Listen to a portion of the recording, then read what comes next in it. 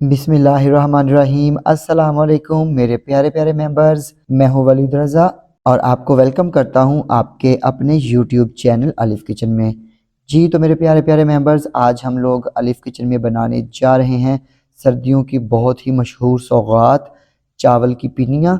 तो ये हर छोटा हर बड़ा जो है वो बहुत शौक़ से खाता है और सर्दियों में ये अमूमन हर घर में लाजमी बनाई जाती हैं। तो मैं आपको चावल की पिनियाँ बनाने की बहुत ही आसान सी रेसिपी बताऊंगा कि अगर इसको कोई बिगनर भी बनाएगा तो वो आसानी के साथ पिनियाँ बनाना सीख जाएगा। आइए चलते हैं और बिना कोई देर किए चावल की पिनियाँ बनाना शुरू करते हैं। तो यहाँ पे चावल की पिनियाँ बनाने के लिए सबसे पहले हमने शीरा तैयार कर लेना है। तो इसके लिए हमने एक बड़े पैन में डाल देना है 2 लीटर पानी और इसके साथ ही यहाँ पे हमने इसमें शामिल कर देना है 5 किलो गुड़। तो मैं यहाँ पे 10 किलो चावल के आटे की पिनियाँ बना रहा हूँ। तो जितना आटा आपने लेना है उसका आधा आपने गुड़ शामिल करना है। तो मैं यहाँ पे डिस्क्रिप्शन बॉक्स में 5 किलो आटे की पिनियाँ बनाने के लिए जितना मटेरियल इस्तेमाल होगा वो भी लिख दूंगा, लेकिन मैं यहाँ पे 10 किलो चावल के आटे की पिनियाँ बनाऊंगा तो उसी तरह मैंने यहाँ पे उतना ही मटेरियल इस्तेमाल करना है। और यहाँ पे गुड़ शामिल करने के बाद हमने इसको मिक्स करना है और मीडियम फ्लेम पे इतना कुक करना है कि गुड़ जो है वो अच्छे से हल हो जाए।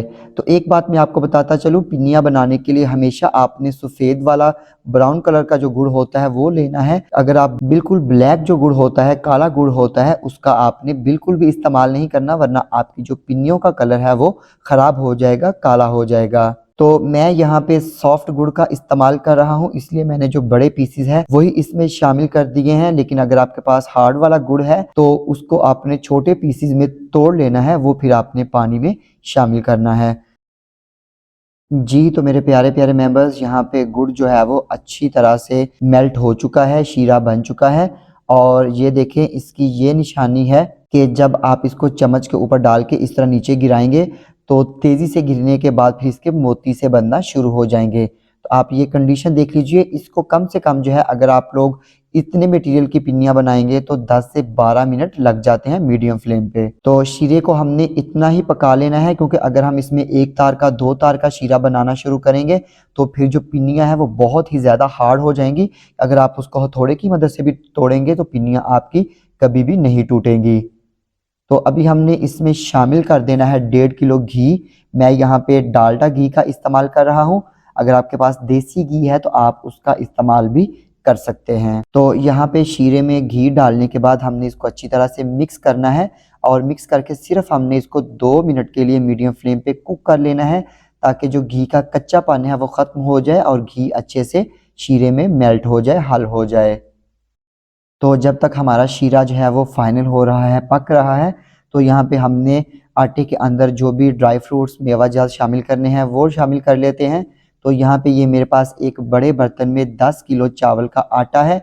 चावल का आटा जब भी आपने लेने जाना है तो उन्हें बोलना है पिनिया बनाने के लिए हमें आटा दें, ना कि चावल की रोटी बनाने के लिए, क्योंकि चावल की रोटी वाला जो आटा होता है वो बिल्कुल बारीक पाउडर होता है।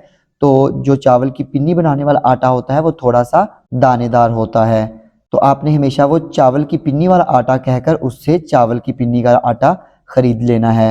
और यहाँ पे हमने इसमें शामिल कर देनी है 500 ग्राम किशमिश।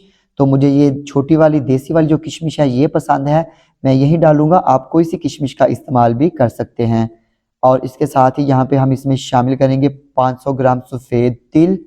तिल भी अच्छी तरह से साफ कर लीजिएगा। 1.5 किलो मूंगफली आपने इसमें शामिल कर देनी है। आप अपनी मर्जी के मुताबिक, अपने बजट के मुताबिक इन ड्राई फ्रूट्स का कम या ज्यादा इस्तेमाल कर सकते हैं। अगर आप ज्यादा डालना चाहते हैं आप ज्यादा डाल सकते हैं, लेकिन अगर आपका बजट इतना नहीं है तो आप अपने हस्बे तौफीक जितना इसमें शामिल करना चाहते हैं उतना शामिल कर सकते हैं। तो यहाँ पे हमारा शीरा भी 2 मिनट के लिए पक चुका है। अभी हमने शीरा आधा इसमें डाल देना है। एक बात याद रखिएगा, कभी भी एकदम से सारा शीरा आपने इसमें नहीं डालना, वरना आपका ये जो मटेरियल है वो पतला भी हो सकता है।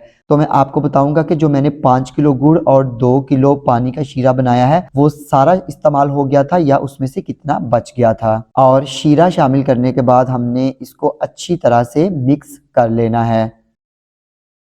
तो यहाँ पे शीरा जो था वो अभी कम था, इसलिए हमने तैयार किया हुआ शीरा जो है वो मज़ीद थोड़ा सा इसमें शामिल कर देना है। और शीरा शामिल करके हमने इसको अच्छी तरह से मिक्स कर लेना है। जी तो मेरे प्यारे प्यारे मेंबर्स, ये देखें यहाँ पे हमने जो पिन्नियाँ बनाने के लिए मटेरियल था वो हमने सारा अच्छे से मिक्स कर लिया है।